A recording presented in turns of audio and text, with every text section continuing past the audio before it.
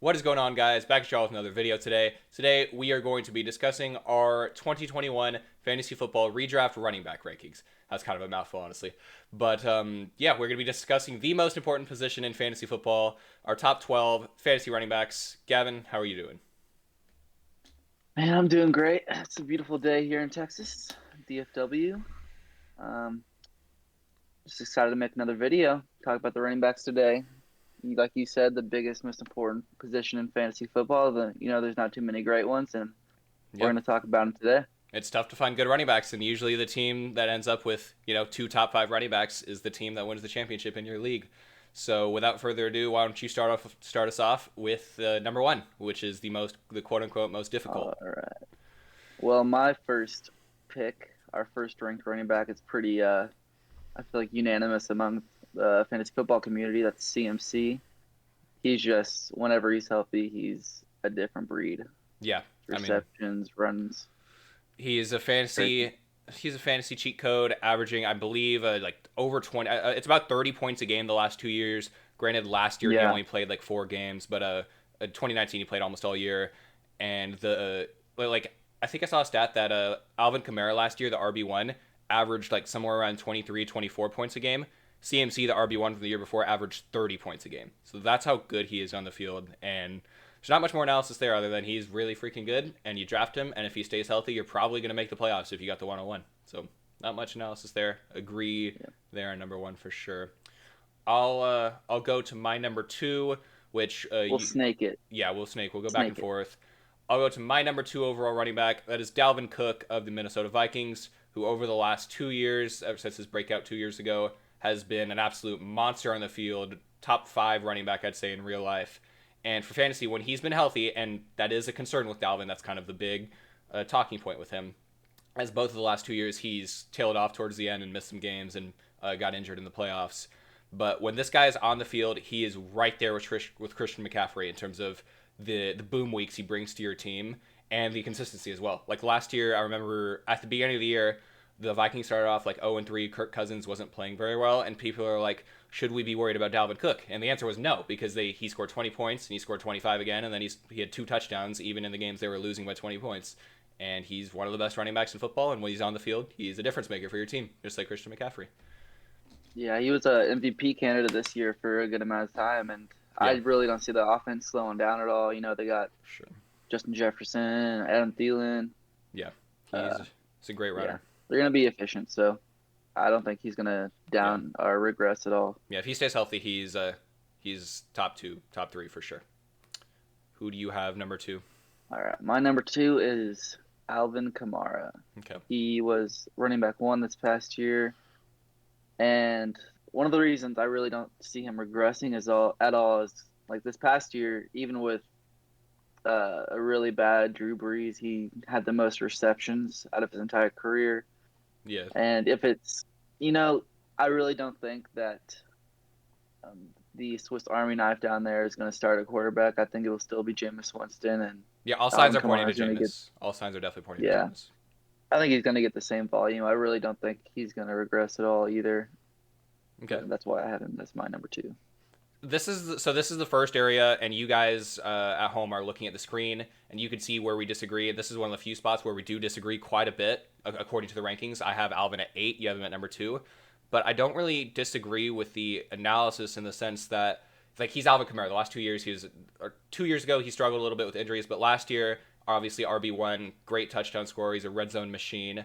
My thing with him is that with Drew Brees, I would argue that obviously with his arm not being very good and with Michael Thomas missing most of the year injured, he was kind of the only target there, which resulted in so much receiving volume.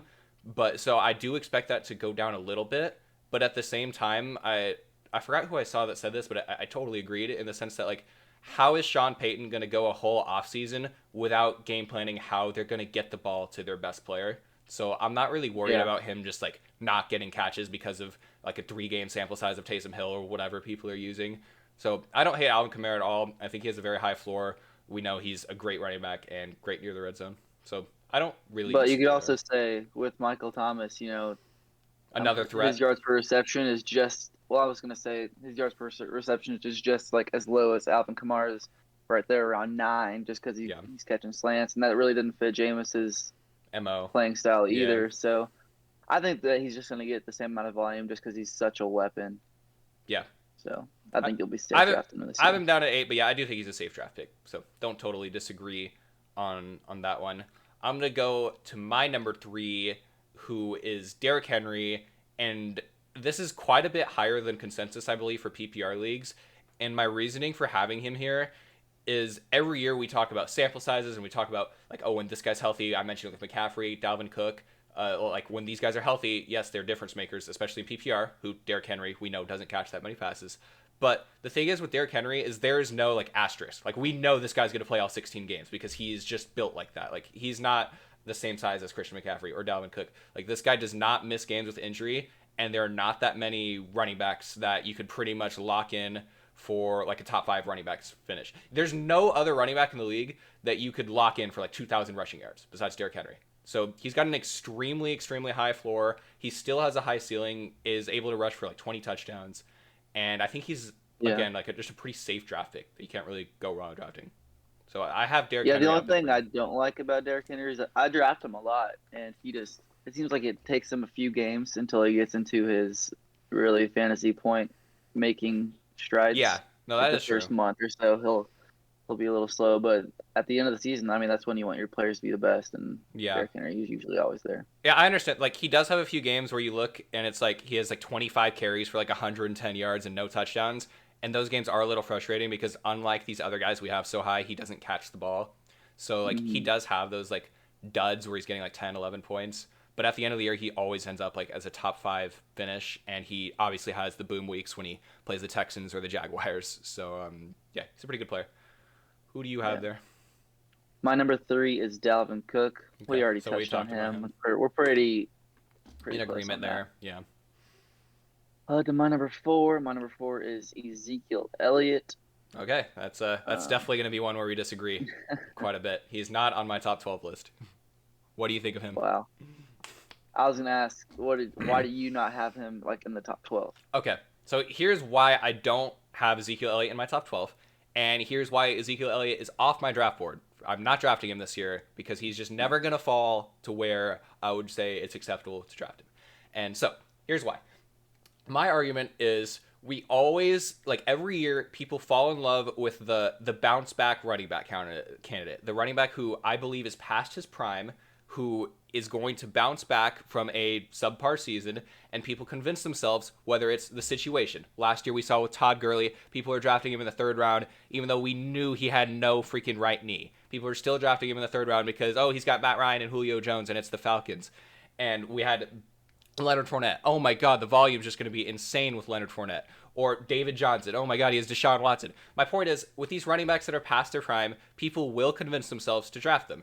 And I'm tired of it, man. I'm not going to do it again. I'm not going to draft the running back that stinks just because of the situation. And I'm sure that will be part of your argument is for the situation.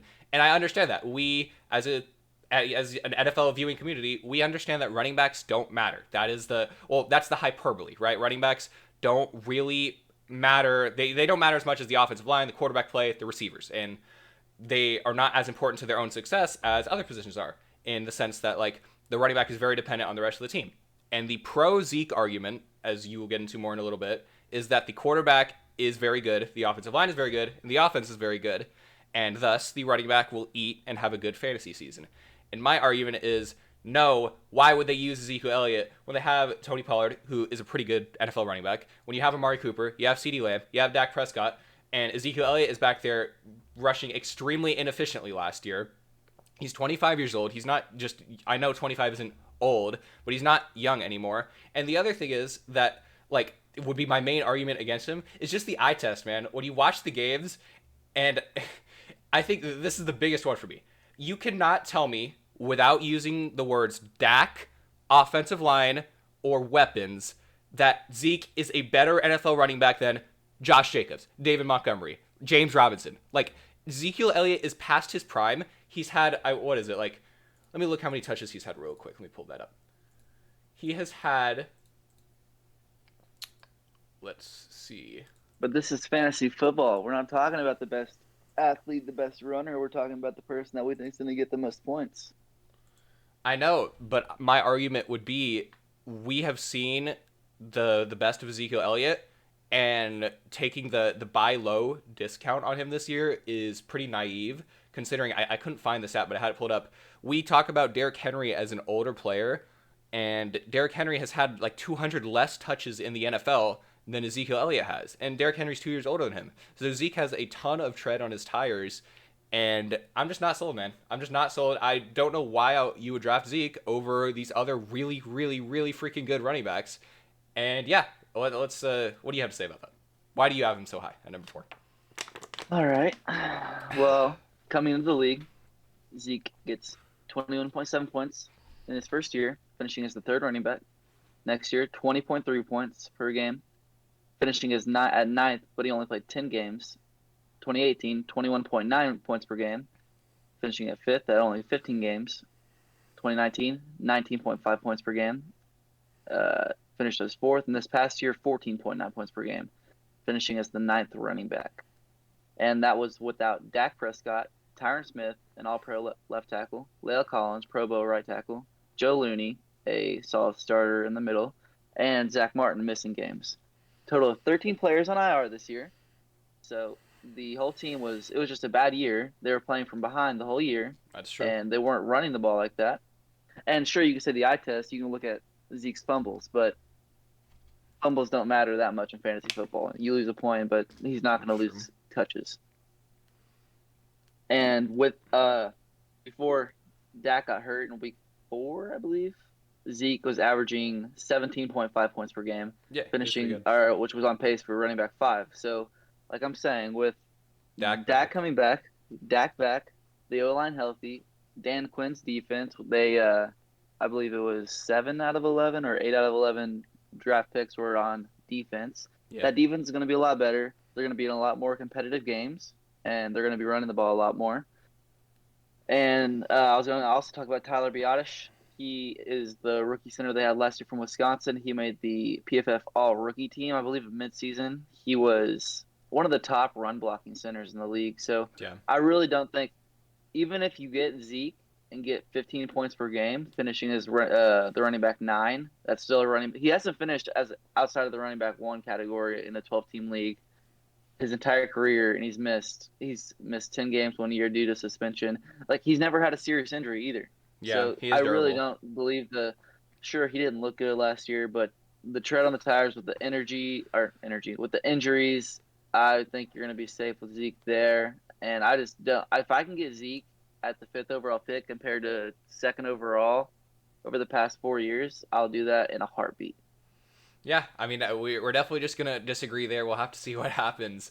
But I just don't think he has the ceiling. And my counter to yours would be, even the last 4 games last year, he did not look good. Like, I remember our Zeke owner in our home league was like, man, like, I should have drafted Kamara. Like, he did not look good, and he was sustaining that value. In the first 4? Yeah, in the first 4. He didn't look great. Like, he had a couple nice runs, but he was sustaining value. Like, I remember he had the game against the Seahawks with, like, 8 catches for, like, 40 yards or something like that. Like, he was sustaining value purely with volume, not because he was running the football really well.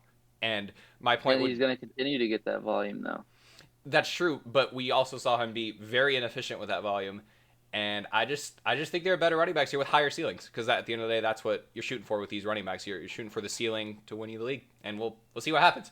But moving on, I'm going to talk about my number 5, who I have quite a bit above. Oh, actually, I'm sorry, I skipped number 4. I will talk about my number 4, Saquon Barkley. I think we both pretty much agree on this one. We've talked about in our most recent video about the reports that he might not start off the season with a full workload, which is definitely concerning. But at the same time, a healthy Saquon Barkley is like arguably a top 2 running back. I mean, just 2 years ago, we were talking about him as the 101 or the 102. And I just think the ceiling is too high. What I was just talking about with Zeke is I'm shooting for ceiling. And their offense did get better, too. Their offense has O-line. They got more improved weapons. So yeah, hopefully it'll be more efficient. Well, a Cowboys fan, hopefully not, but I think fantasy-wise, they'll be more efficient this year. Yeah, I totally agree there. O-line's better, and just healthy Saquon Barkley, he's going to get like 80 catches. He's going to do what Derrick Henry doesn't and what my next player doesn't or the player after that. He catches the ball pretty much like no one else besides like maybe C-Mac or Dalvin, and he's just a really explosive running back. Do you want to talk about your next player? Who do you have at 5? My number 5, I have Derrick Henry. We kind of already touched up on him. We both really like him. I mean, like I said, the only knock I have on him is, He I starts slow. actually kind of go for the strategy of maybe you don't draft him. And like last year, I drafted Zeke. I traded Zeke in week 4 or week 5 for Derrick Henry and JT because they were both starting off pretty bad. Yeah, So if you are worried about that, you may not want to draft him, but I would feel that's a good pretty point. confident in Derrick Henry this year as well. Yeah, double digit Derek, man. If the week is double digit, he is going to be going off for a lot of fantasy points. But yeah, we pretty much agree on those two. Pretty easy. My number 5, I guess disagree on a little bit according to our ranks. I have him quite a bit higher than consensus. I have Cam Akers at number 5, who, and this is again with the stealing thing, is like with these top running backs, I'm shooting for league winning upside. And I think Cam Akers has a ceiling here that a guy like Austin Eckler or Jonathan Taylor does not, or that Ezekiel Elliott even does not, because I think Akers is going to get a crap load of volume there. He's the only competent runner there. Sean McVay showed us his hand at the end of last year. The volume was just absurd. And this offense is going to be better. I think he's a really good runner. I thought he was a really good prospect coming out of FSU. And yeah, I think this one's pretty easy. He's going to get a crap load of volume. He's on a good offense with a good offensive line, with a good quarterback now with Matt Stafford. They're going to want to run the ball. I think this is going to be like pretty much Todd Gurley all over again. He's a good player. Yeah, I mean, I like Cam Akers as well. I don't know if I'd take him over some of the established vets we have still on the board. Yeah. But Who do you have at up at my next? 6, I have Saquon, which Who we did- already touched up on. The only knock I have on him is like last year, his First rushing few yards games, yards per carry was he like was I not think it very was under good. 3, Yeah. which was pretty bad. But their offense got better, and he's going to continue to get a shit ton of targets. So Yeah. He'll I be good. think he'll be safe. I think he'll be fine. I'll get to my number 7. I have Nick Chubb, Yeah. which I think last year with Kevin Stefanski, he really showed that they're going to run the ball like they have Dalvin Cook, which they have Nick Chubb, which isn't much worse. So I think you're going to be safe volume wise there. And Nick Chubb is the best pure runner in the NFL in a lot of people's eyes. Yeah. And I think he's just going to have as great of the year this year as he had last year. Yeah. Agree there. I have Chubb at 6. He's your 7. I pretty much totally agree there. He's I think one of the highest floor players in fantasy football because he's a really freaking good running back. And no, he doesn't get the catches. And obviously Kareem Hunt is there, but they have probably the best offensive line. They want to run the ball a lot. It's not rocket science. He's really freaking good at breaking tackles and scoring touchdowns and rushing for 100 yards in a game. So yeah, agree there. Really Didn't like realize I Chubb. skipped you there. But yeah, we're pretty close on Chubb. Go ahead and go to your number 7. Yeah. So I think Chubb and Eckler are kind of on the opposites. I see Chubb as a guy who has a really high floor because he's just a good NFL running back that runs the ball a lot. Whereas Eckler kind of abuses this PPR system that we have in fantasy, where I'm not convinced that he's like an amazing NFL running back, but Yeah. just year over year, this guy's posting like a crap load of targets. And now we have Anthony Lynn gone. And what I think that means first and foremost is so we just saw Anthony Lynn talk about with DeAndre Swift and why he's probably not making the top 12 for us is he wants a quote unquote A back, whatever the hell that means, to take the goal line work. And we saw over the last 2 years, Austin Eckler got like, I think it was like 3 goal line carries over 2 years. The lead back, like a top 5 fantasy running back, 3 goal line Mm-hmm. carries in 2 years. And he was giving carries to Kalen Balaj and Josh Kelly for whatever reason. But now Anthony Lynn is gone. Austin Eckler is totally going to be given the workload here. He's going to continue to get a lot of targets. This is an offense that funnels through Eckler and Keenan Allen. And yeah, he's going to be a really safe player because he's going to get probably like 6-7 targets a game. And yeah, Yeah. pretty I good. really like Eckler a lot as well. I have him as my number 8, so we're not far apart on that one. Yeah. Last year I drafted him, which he kind of hurt me a little bit with the injuries, but I believe Mhm. what was it, the first game back with With uh, Herbert. Justin Herbert, he put up a 30.3 bomb Yeah. or something He had close like to that, he had like 11 catches for like 120 and yards. he had the lingering leg injury. So Yeah. I feel like a healthy Eckler this year, you could actually see a big boom from him. Yeah. He's So got really good upside with his receiving ability for sure. yeah, Who do you have you want to do next? your number? I just did my 8. Okay, so I'll go to You have my 8. your I 8. have Alvin Kamara at 8. We already discussed him pretty good amount. I think he also has a high floor because he's a very good player. I just worry a little bit about the massive receiving Drew volume Brees. we're accustomed to getting from him. I'm not sure if we'll get it again, but hard to go wrong taking Alvin Yeah. Kamara at 8 overall. Who do Yeah. you have next? My number 9, I have Cam Akers. We already talked about him. I mean, I love Cam Akers. I drafted him in my dynasty league with my first overall pick. Not Yeah, the first overall, but my first overall pick. yeah, I think he's going to be really good. He was getting over 20 touches a game towards the end of the season last year. Like you talked about the volume. I think Matthew Stafford's only going to make the offense more efficient. So, I mean, like said earlier, I would take these bets in front of Cam Akers, but I really do like him this year. So, yeah. Well, I'll go ahead and get into my number 9. I have another sophomore there. I have Jonathan Taylor, who we seem to agree on pretty much. I guess I have him at number 9, which is about where consensus has him. But my concern, I guess, with drafting Jonathan Taylor is I just don't see the crazy upside because Marlon Mack is not just yeah. like a Marlon Mack's not like a Jordan Howard or like a Jamal Williams. Like Marlon Mack's a decent NFL player who they re-signed, so they clearly like him, and Naheem Hines is obviously a good receiving back. So I don't Mm, see like the crazy workhorse volume with Jonathan Taylor, but he's like a Nick Chubb light in the sense that like he's a really good runner. He's got a good offensive line. He's probably going to score a decent amount of touchdowns, but his ceiling is kind of capped due to the volume. I don't know. What do you think of him? yeah, he doesn't catch too much out of the backfield, similarly to Chubb. Yeah. But yeah, I would say great for Dynasty. This year may not be his year. They only signed Marlon Mack to a 1 year deal. So Yeah. obviously, I would assume they're probably going to use him this year, and that's going to result in a negative regression of Jonathan Taylor's touches. Yeah. But I mean, He's still a pretty safe player. Like I mean, he's still going to yeah, be the lead back there. He's going to score a decent amount of touchdowns behind a good offensive line. So not a bad yeah, pick there. mhm. You had him at 10, so we just Yeah. discussed. That was my 10th. Yeah. So I will Who's your get 10th? it. I'll get into my 10th, Najee Harris, who I have decent amount higher than consensus here. And this one is pretty easy for me.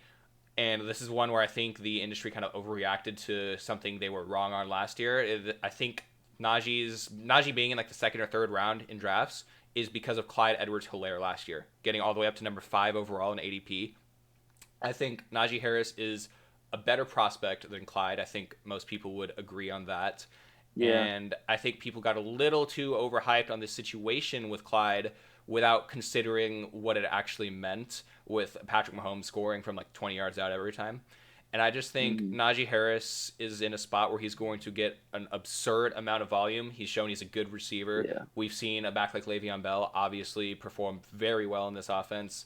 And I think that one's just really easy. He's a pretty good college prospect. We expect him to be solid in the NFL, and he is going to get volume. 300 plus touches. I mean, I think he's set up for yeah. a pretty big year. He didn't crack my list. He's an honorable mention. I probably have him in the 13 to 15 range. Yeah. But like we said in our last video, their new OC is very run heavy. Yeah. And they They really like they do him. like to run the ball a lot, and I mean he's a big back. He's gonna get a lot of carries. So especially in redraft these next few years, I would take him, given this year is successful. But I would feel pretty good about Najee Harris, especially in the second or third round, like you said. Yeah. I think his floor is like a Josh Jacobs type rookie season, and that's his floor. Like, I think Najee's better than Josh Jacobs. And I think he has a ceiling of like 15 touchdowns. Like, he could have a really good year with the volume he's going to get. I would agree. Who do you have? All right. So I did my number 10 was Jonathan Taylor. We already touched up on him, but I'll do my 11. My 11 Jones. Yeah. It's kind of shaky in Green Bay right now, so it's a little unsteady about him. But he's proven that he's a running back one through and then through. So you can't really knock him off the list, in my opinion. Yeah. I I probably agree. wouldn't. I'd much rather have one of these guys in my top 10 than have Aaron Jones, just with how the With the Rodgers Rodgers thing. situation is Yeah. going. I agree. But Yeah. he is still high up on the list. Yeah, I would agree with your analysis there. It's hard, you can't leave him off after, and like that's what I was going to talk about. Is like 2 years in a row, top 5 running back. He's showed that he's like a really talented NFL running back. They just extended him. They have a good offensive line. They've had a great offense. He's been really good on the goal line. He's a good receiver. Like, there's nothing to really not like about Aaron Jones other than the huge elephant in the room that is Aaron Rodgers. So it's kind of hard to rank him right now, but it's hard to keep him out of the top 12. I don't know where he'd have to fall for me to draft him currently, like because it's Yeah. hard to do like without knowing on Rodgers. But Yeah, agree on Aaron Jones. There's a big caution sign on all the Green Bay Yeah, same thing goes for offensive Devontae. skill Yeah, positions. for sure. I'll get into my number 11, Joe Mixon, and this is one of the more polarizing players in the industry, I guess. Every year we have guys who hype Joe Mixon up as a top 5 running back, and every year we're disappointed for that very reason. And it just seems like every year, like just something's went wrong with Joe Mixon, and it happens every year, and it's like it's just doomed to happen forever. It seems. But in all seriousness, I mean, he's only 24 years old still. They just extended him. Their offensive line should improve to be closer to average, and it should be a good high volume offense, in my opinion. I think this is going to be an offense that scores a decent amount of points. You got 3 receivers and 3 really good receivers, and Mixon coming out of the backfield. The question with him has always been, is he going to get the passing game volume? Because every year people say, oh, this is the year that he's going to be the next Todd Gurley. Zach Taylor's going to use him as the next Todd Gurley, and then every year it doesn't happen. But Gio Bernard is gone now, and I think Joe Mixon has a really good ceiling with his volume. But I would understand not wanting to draft him just because of years of being burned by him. The train has left the station for me. You're just I not think I drafting him? drafted him like 2 or 3 years ago, and Yeah, pretty high, like second round or so. But yeah, you just what's the definition of insanity? Doing the same yeah. thing over and over It's again like and expecting a nothing. different result. It's like nothing has changed with Joe Mixon. We're in the same spot we were 3 years ago, and like we're like not Maybe if literally they nothing has draft Penei changed. Sewell. Maybe if they draft Penei Sewell. Yeah, But yeah. I mean, we'll have to see we'll with Joe. disagree on that one. I feel Yeah, like most people will probably side with me on that one. But yeah. oh I mean, I'm not very confident in it. I just think he's going to get a lot of well. volume, and it's hard to like fade him past this point. But yeah, we'll have to see. Who do you have next? All right, cracking the bottom of my list, I have Antonio Gibson. I I really like do it. like Antonio Gibson. Um, I'll be curious to see how he plays with Ryan Fitzpatrick, how different it'll be with from Alex Smith. I think it'll probably be an upgrade just because, Ryan The offense will be Fitzpatrick, he's, better. yeah. And Yeah, Fitz I has like 2 him. legs. I don't know. Fitz has 2 I legs just and a like him. hub. Yeah, that's another good analysis point. Yeah, But Antonio Gibson, he's young, he's big, he's strong, he has the build for a workhorse running back. He, I think that Redskins team is going to be good. I think that defense is going to keep them in games, and their offense only got better with Curtis Samuel being added and yeah. still De'Ami Terry Brown. McLaurin, Don't forget De'Ami Brown. De'Ami Brown, Wide right, receiver right. 1, baby. Yeah, Gibson would probably be my 13. I pretty much agree with your analysis there. I like Antonio Gibson. The injury right now is a little concerning. He had that foot injury at the end of or toe injury, sorry, at the end of last year. But we've seen a lot of people talk about it recently. It is a pretty big story because I think one of his trainers said that he's still not cutting, which is like definitely concerning that he's still not running right now. But Mm. he should be fine. I mean, it's a toe. That might sound I we're feel not. safer with the toe than Saquon's uh, Yeah, ligaments. neither of us are doctors, so don't trust us. But it's just a toe. He'll probably be fine. And I do like him as a talent. He's really fast. He's really big. He can handle a workload. I don't see their offensive line's pretty good, and I don't see really what there's not to like about him other than J.D. McKissick. I don't know. I think there's enough volume to go around between those two guys. I guess the only argument would be that Alex Yeah, they Smith. showed it last year. Yeah, Alex Smith kind of like force fed a ton of RB targets would be like the one argument against him. But I think he'll Yeah. also make up for that in his rushing volume because as soon as he took over the job last year, he was really really good. He had like 12 rushing touchdowns, I think over 900 rushing yards. And this is with like the first 3 weeks. I think Peyton Barber was still getting touches for whatever freaking reason, and that obviously won't be happening this year. He's going to start off as the guy there. So yeah, I like Yeah, Gibson. And yeah, I do as well. Maybe it's also because he burnt the Cowboys for like that's 40 true. points this past year, Yeah, which. But you still haven't mentioned your 12, I don't think. yeah. I have Aaron Jones at 12. Pretty much agree with what you said about Yeah, him. Hard to I have draft him 11. You have him 12. with the Rodgers thing, but he's just too good to totally leave off Yeah. the list. But yeah, that does it. Let's bring up some honorable mentions. Who do you think? Like I said, I saw Najee Here's a good there. one. Mm, Not Clyde, not Josh Jacobs. Man, you put me on the spot. I'm trying to think. Who else do we have? I don't know. What about you? Uh, Give me David Montgomery. think people are Oh yeah. sleeping a little bit on him. David Montgomery and maybe some Clyde. I just don't know if Clyde has the ceiling because he's not like unlike Oh yeah. What Gibson. about your Raven? Oh yeah, J.K. Dobbins. We could do a whole nother video on him honestly, but I have Dobbins around like 14 ish, 14, 15.